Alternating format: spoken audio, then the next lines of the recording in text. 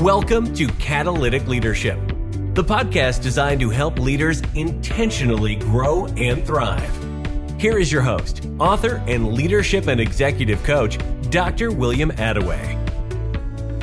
Hey, it's William, and welcome to today's episode of the Catalytic Leadership Podcast. Each week, we tackle a topic related to the field of leadership. My goal is to ensure that you have actionable steps you can take from each episode to grow in your own leadership. Growth doesn't just happen. My goal is to help you become intentional about it. Each week, we spotlight leaders from a variety of fields, organizations, and locations. And my goal is for you to see that leaders can be catalytic no matter where they are or what they lead. I draw inspiration from the stories and journeys of these leaders, and I hear from many of you that you do too. Let's jump into today's interview. I'm thrilled today to have Lorraine Duncan on the podcast. Lorraine has over 30 years of in-the-trenches business experience running a family business with her husband. She knows how demanding it can be to own, manage, and market your business while trying to carve out some quality personal or family time. As a business coach, she knows how to get better results by doing less. She can show you how to integrate social media into your overall marketing to make it cost-effective, time efficient, and custom designed to meet your specific goals and objectives. In 2021, she created a course called LinkedIn 13 Minutes a Day because no one wants to waste time on LinkedIn.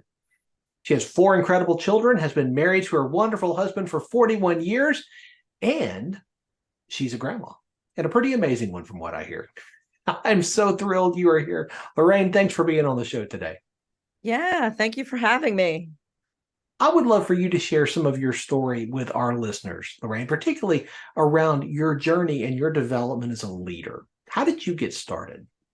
Yeah, so it's kind of an interesting story. It started off pretty much in church, and then I also had a job, and I worked in the hospital. And when I had my 4th child, I decided it was time for me to stay home. But once that child went back to school, I started looking for a job again. And what kept on happening was I was either overqualified, underqualified, or they started sending me to these like ridiculous group interviews. And after that final group interview, and I actually got the job, but everything that they promised wasn't what they promised.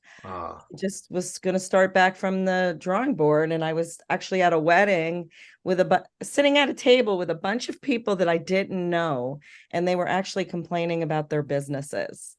And it just kind of organically happened that way. And what ended up happening for me is that I started well, have you tried this? Have you tried this? And then somebody pulled me aside and said, you should be like a consultant, a business consultant. So I went home that night and I looked it up online, and I really didn't want to go back to school. And so I decided to get certified in business as a business coach.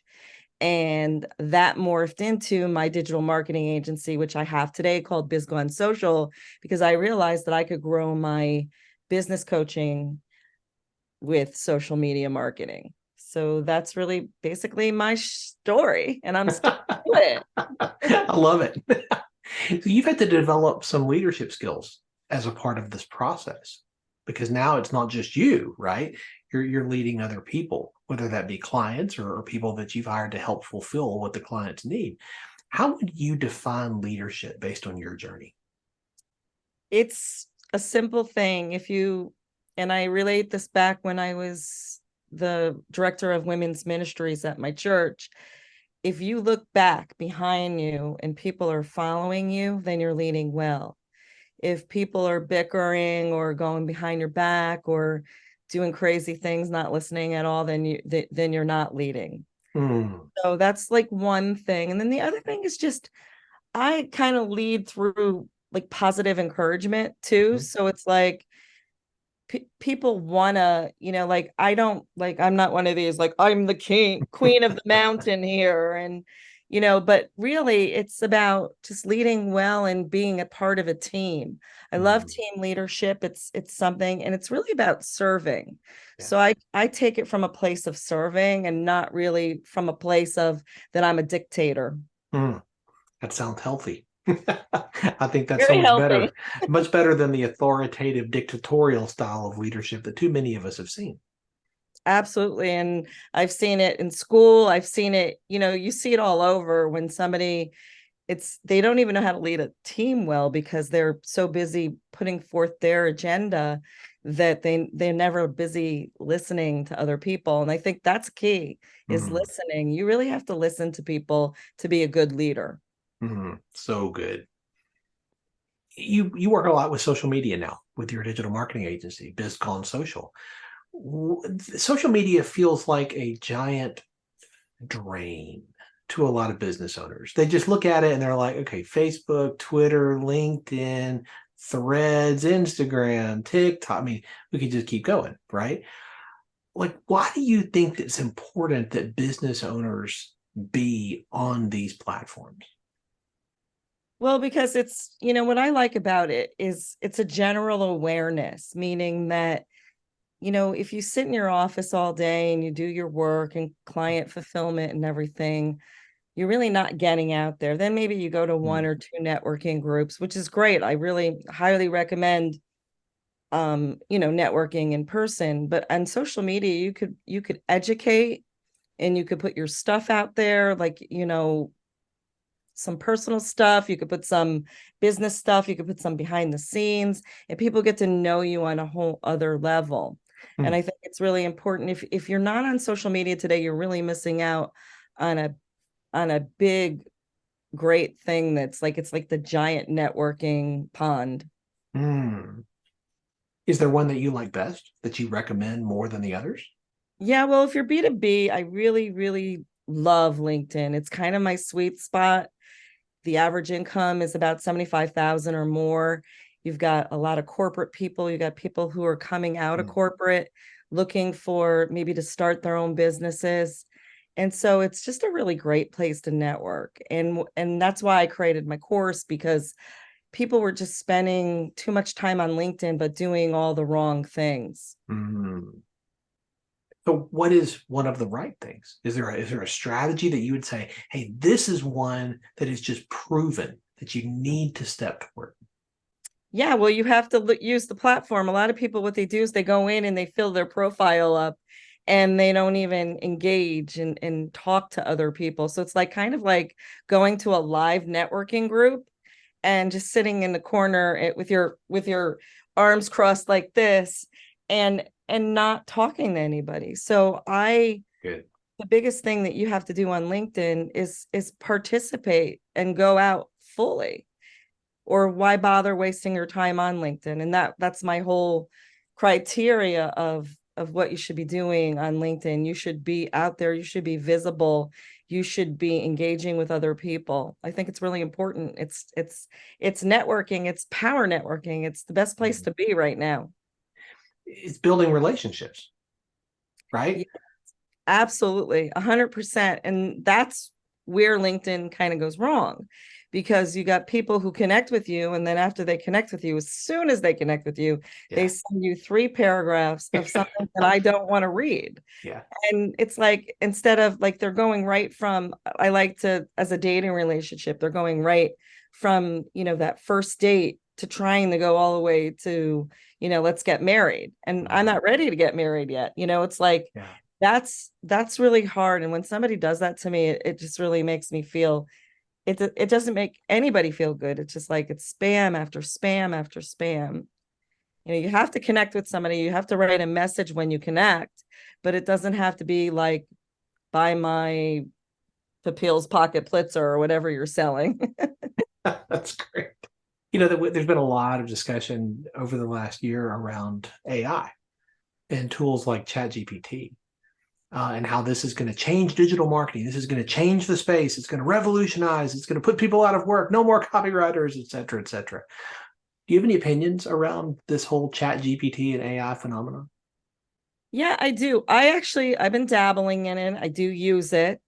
and it's been very helpful. And really, it's a big time saver. Mm-hmm. So how I suggest using it, and I may, be totally wrong on this, but how I use it in two ways. One is that I don't spend a lot of time on one platform, and that's Facebook. So I'm on there, but it's more for personal reasons. It's not for business. Mm-hmm. And so what I like to do is I have like an automation tool on my business page, like, and with Instagram too, is what I do is I have just a little message. Thank you for visiting me. And if you have any questions, just, ask me. Mm-hmm. And that's one way you can use it. The problem is it's not very intuitive. So you have to have all these things in place. Well, if they say yes, or if they ask a question, this. So you have to be really good at if thens for that. The other way I use it is as like a writing prompt. And you remember we used to do that in school, they'd give us a topic, write on the color blue, and then we would write forever on that prompt. And so I like it because I can put a title in there. It could give me a criteria. It could give me some points. But the bottom line is you want to do it in your voice. You want to do it the way it sounds good to you. So like you could put something in, but I highly recommend that you make it very human. There's certain things that I say that Chat GPT doesn't say. So you want to make sure that you're being real, and you got to be very careful. And I don't know enough about it. I know just a little bit to be dangerous right now, but I feel like you have to be very careful because there's copyright stuff going on. And I don't know if later on that's going to come back to bite everybody. So maybe I just opened up the can of worms now. I don't know, but it's good and it's bad, but I don't think it's going to destroy the whole world and it's going to take over the world. I don't believe that. There's other things that have taken over the world. That's right. It's definitely not Chat GPT. Very true. You talked about relationships, and I think about AI and these tools, and I think how impossible it really is for an AI engine to ever build a relationship like you and I can. And isn't all marketing really rooted in relationship? Yeah, I believe it is. And I think there's nothing wrong with starting a conversation with Chat GPT or AI, I should say. But you want to make sure that you're following up. I just had a conversation the other day with the follow-up. That's the most important thing about being in business, is that if you're not following up with people and doing what you say you're going to do, and that's hard. I mean, I'm not perfect at it, but I try to be as best as I can. And the bottom line is that it really is, I have met so many amazing people in this journey of business, being in business for myself. And I actually wouldn't trade that for anything else. So if it's a matter of getting together with somebody for coffee and maybe chatting about our business, but then going into like, let's talk about baseball, or let's talk about football, or, hey, why don't we do this some night? It's like, I have some of the best friendships through networking. Yeah. And I think, and people highly respect our relationship. And that's when you're going to get the third party recommendations from people and the third party referrals, that they trust you enough. They may not have done work with you, but they know you well enough that, hey, Lorraine's really good at that. Hey, Dr. William is really good at that. So you really have to, I think it's work. You really have to put, just like marriage, think about marriage. Marriage is a lot of work. That's right. It's never 50-50. Because No. once somebody starts doing 51%, guess what? It's not a marriage anymore. Right. But it's 100%, where both partners are giving 100% in their relationship with one another. And it's hard. It's really hard. And people think it's easy. It's easy, to do, but it's not. Every day. You don't always feel like loving someone, but you do. Because if we went by our feelings all the time, it's a whole mess. And that's the same with business. You can't go by like, I feel that I should spam everybody today, and then hopefully I'll create money that's going to come into my funnels. It's not like that at all. It's about one talk at a time, one, getting together with somebody, one solving a problem. That's the biggest thing is are you solving people's problems? Because if you're not, nobody is going to have any interest in you. You could be, the greatest marketer out there, but if you're not solving people's problems, then you really kind of lose out on the deal. That really is the root of it, isn't it? I mean, really, when you're buying something, a product, a service, you're trying to solve a problem. And that's I think the core of successful marketing is helping people understand, hey, this will solve the problem that you're experiencing. You didn't know there was a solution. Here it is. This will make your life better.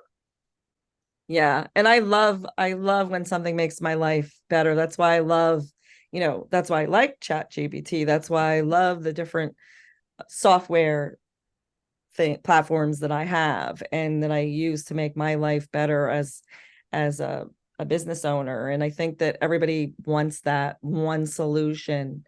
And it may not be for everybody, but then again, you don't get along with everybody and you don't fit in with everybody. So, you really have to, work hard on the people that you are connecting with. And I think that's important too. Absolutely. Lorraine, how do you stay on top of your game? How do you level up with new skills, new leadership skills and such that you need? How do you do that? I do a lot of reading. Right now, I'm reading a book called The Pumpkin Plan, which is an amazing book. Hmm.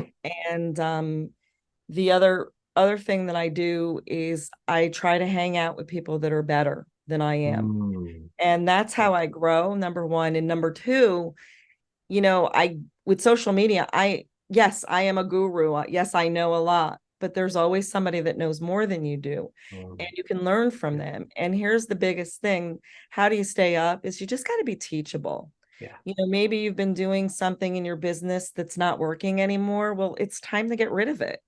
And I think that's what I've done over and over there. I mean, I've grown so much. When I first started my agency, it was like, you learn from your mistakes, you learn Yeah. from other people. So you Yeah. can't like be in a silo, but all by yourself. You really have to get out there and learn from other people. And that's how I stay up on my game. I love that. I love the intentionality there. The books that you read, the people you spend time with. I love most of all what you said about having a teachable spirit. I talk about this a lot, that if you understand and you wake up every day and commit, today I'm going to be the most teachable person in every environment I'm in every room I'm in every meeting and every conversation, because you understand you can learn from anybody. Sometimes you learn what not to do, but that can be incredibly valuable, right? Sometimes you learn, hey, if I can learn from this person, I can avoid this ditch because they're telling me how they fell into it. They drove right in. Oh, okay. Hey, I can avoid that. So many opportunities if we are teachable. I love that you brought that up.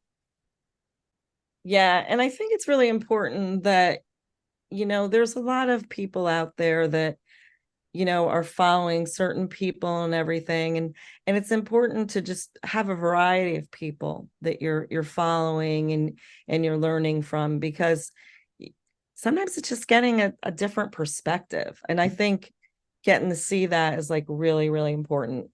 So true. So thinking about your business, what is one thing that you want most? If you could have one wish, what's the one thing you would want most? You know, everybody, I mean, that should be an easy question for a business owner. What's the one thing that they want most is money, okay? But for me, it's a little different. I feel that first of all, with my business, I'm actually helping people so they can be in I call it the zone of genius, Yes. the place where they're best, what they do best. And so I've always been sort of a support person, and I Mhm. love to support others. And so it's basically having those clients that I'm helping with a deeper purpose. Yeah. know, my deeper purpose I love to do, I think I've mentioned this before when we've talked, is that I love doing missions work and I like serving people. Yeah. So is to be able to have, I would love my business to create that income that I'm able to best serve other people with and help other people. And I think that's where I come from, and that's the place I come from. And sometimes when you're coming from that place, you don't always get that. And that's why it's like that's why I'm reading this book, The Pumpkin Plan, because it's like it's the plan that is going to get rid of everything else that's in your business. It's not serving you well, and only working with those clients that are like best at what they do. And I want to support those clients that have a bigger purpose in life. That's so fascinating, your answer. I was just talking with a client the other day we were talking about what the win was. What's the ultimate goal? What's your why? And, it was kind of meandering around a lot of different directions. And ultimately it came down to exactly what you just said. It's not the success, the money, the more. It's something completely different. It's the in this person's case, it's the freedom to spend the time with the people that matter most to them. Okay. So then the business, the money, all of this is simply a conduit. It's simply a tool to help you achieve something much bigger, much greater. And that's exactly what you've described. Being able to devote yourself to that life of service, to that life of mission. And this is simply a tool to help you get there. I think that's a fantastic perspective. And so often I find that the entrepreneurs, business owners can get wrapped around the axle and forget that. And it becomes about the money. It becomes about the more, the bigger, the greater, the scale, because they've forgotten what matters most. Yeah. And the thing is a lot of people get lost in their businesses, not, not being present in the moment, not spending the time that they should be with their family and loved ones and their friends.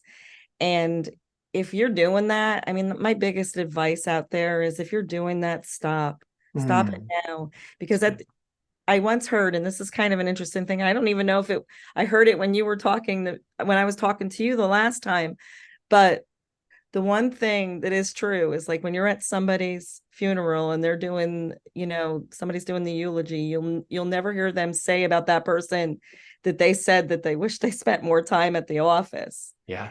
And the bottom line is none of us are going to wish we spent more time at the office. That's exactly right. It's easy to look at somebody like you at BizGone Social and say, wow, I bet that was just easy to build that. I bet it was just all up and to the right, because we look at the highlight reel, right? And we look at just the high points that we sometimes see online. Have there been challenges along the way? Oh yeah, there's always challenges, losing a client that was, a really good client, or getting a client that you need, or sometimes something, being on social media, it's ever changing. So the algorithms are always changing. So there's a lot of challenging things that come with this business, but it's also rewarding too. And you have to outweigh that. It's like, which one is better? Is if the rewards are much better than the challenges, then you have a win. So good. Think back to what you want most and the challenges that can get in the way. If you think about like where you want to go, and the one thing, if you could have that would be something. What is it that stops you from that? All right. I don't think, honestly, when I was a little girl, I was told that anybody could be president of the United States. And as you can see, that anybody really can be president of the United States. So I don't think there's anything. I've had this goal of where I wanted to be in my business since I started it. Oh. And I think nothing's going to stop me. I don't think anything can stop me, other than if, all of a sudden, the IRS comes and takes all my money away from me or something like that. But I mean, really, seriously, it's moving. It's always putting one foot in front of the other and just moving forward one step at a time, and realizing that, like, you always heard that saying, Rome wasn't built in a day. Yeah. Well, literally a business isn't, it's a journey, Yes. and life is a journey. So things are going to come along, and it's just side stages that's happening. It's like, but if you keep on working towards the goals that you have and the things that you want accomplished in this lifespan, then I really feel that you can do anything. That's so good. So I imagine like the other leaders that I talk to who are performing at a high level, you like to read, maybe audiobooks, maybe physical books. You've already mentioned one that you're reading right now that you're thoroughly enjoying. Is there a book that has made a big difference in your journey that you would recommend? And if you've got a book that you want to put at the top of your to read list, this is it. Yeah, it was a funny little book. It's a very small book. I can't think of who wrote it right now, but it's called Go for the No. Oh, And it's a very short book. I don't remember the author right now, but the bottom line is that what I realized is that the more people you get to know, the more you're going to hear a lot of no's. And you have to be okay with that. I yeah. remember when I first started out, I was not okay with no's. I was like, oh my God, I didn't get that person as a client. Or I remember, I mean, think about it. It's like, we all have, some of us have like email lists. Yeah. I remember my first unsubscribe. It was like, oh, somebody unsubscribed for me. But no, this was a really good book, and it was a life example, and it's a very short book. You can probably read it in less than 45 minutes. Hmm. And there's some really great principles in it. And I think that was a really good book. If you don't have time to read though, there's this app out there. It's called Blink List. Yes. It gives like little blinks and stuff. And sometimes people will mention a book and you don't have it and you don't have time and you don't want to buy it. Blinklist is great. It does cost to get a subscription to it, of course, but the bottom line is that you get the top nuggets and Hmm. they give you a blink of the day. I think it's really fun. I don't know how I found out about it. I was obviously advertised by some crazy marketing person, but it's been one of the best things because even with I've been doing book clubs lately, and I'm actually with the pumpkin plan, I'm in a book club. Oh, I recommend to do a book club, and the reason being is that, I mean, in my club right now there's like, I don't know, 3 attorneys in there, there's a IT person, there's a direct marketing person, hmm. and there's all different, there's a interior designer in it, so we come from all Hmm. walks of life, Yeah. and a stylist, like a what do you call it, a Jay Hilburn stylist or whatever. So there's all different, and then of course me, the digital marketing agency. It's a very diverse group, and you grow. And what I didn't know, I thought we were just going to talk about the books, but we brought the book, but we brought our business into it. Yeah. And I've already learned, like, what is one thing you're going to implement from the book? Because you could gain a lot of knowledge in life, you could read a lot of books, but I think I read somewhere, or somebody, I heard a talk that they said they read like 100 books a year, or 200 books a year. And some people read 2 books a week. Hmm. And basically they take one thing from that book and they implement it, or they try to move it forward. So you're not necessarily, when you read a book, if you're reading it to read every word and do everything in the book, it's Yeah. almost impossible. But if you read a book that you're going to take one nugget out of it and actually move forward with it. I mean, there's tons of great books. There's the Four Agreements that's out there. There's I'm just like going blank. Darren Hardy has a bunch of books that are amazing. And Brendan Burchard has tons of books that out there. And I was like just thinking of some of the books I have here, you know, at my desk right now. It's like there's a book called Charge by Brendan Burchard, Hmm. really good. And you know what? Learn more about who you are. Yeah. Get the Strength Finder book and So find out what good. your strengths are. So Yeah. I think there's, I mean, I could go on. My book list is big. I do read a lot, Yeah. but I'm actually reading with a different purpose now. Is that, in the book club, it's like each chapter by chapter, what is one thing that I'm going to do to move forward in my business with what I'm reading? And then in my other books that I'm reading is like, what's the one thing that I'm going to use from this book to move Hmm. forward? And I think So it's so much better than reading for every word. yeah. No, it's so good. It's very intentional. And it's very focused. And I love that. If you could share one piece of advice with the entrepreneurs, the agency owners, and the leaders, business owners who are listening today, what, Lorraine, would that one piece of advice be? You can't do it alone. I think it's so important that you have people that you can confide in, a group that you can go to with other business owners, so you can get the pulse of what's really going on in your local places. You really need to have that in your life, because you can't do it alone. You honestly need people to get to the next level in your business. And sitting behind, there's this that movie, it was called Field of Dreams. If you build it, they will come. Well, if you sit in your office on the computer day in and day out, and you're not out there meeting people and getting to know people, they're not going to come. So good. Like if you have a website, for instance, you got to bring traffic to the website. Yeah. People, I put a website up, that means everybody's going to come to it and buy my stuff. That doesn't happen. That's so good. Lorraine, this has been so helpful today. It's so practical, so insightful. I know people are going to want to stay connected with you. What is the best way for them to do that? I would love if you connected with me on LinkedIn. It's Lorraine Duncan on LinkedIn. Just look my name up, and you'll know it's me, because it says Super LinkedIn Ninja right in the title.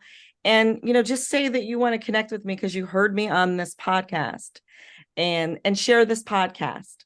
So when you see the podcast, when it's out there live, just, share it. Share the podcast. So good. Thank you for the insights and the wisdom you shared today, Lorraine. This has been helpful for me, and I know for so many people who are listening. Yeah, thank you for having me. Thanks for joining me for this episode today. As we wrap up, I'd love for you to do two things. First, subscribe to this podcast so you don't miss an episode. And if you find value here, I'd love it if you would rate it and review it.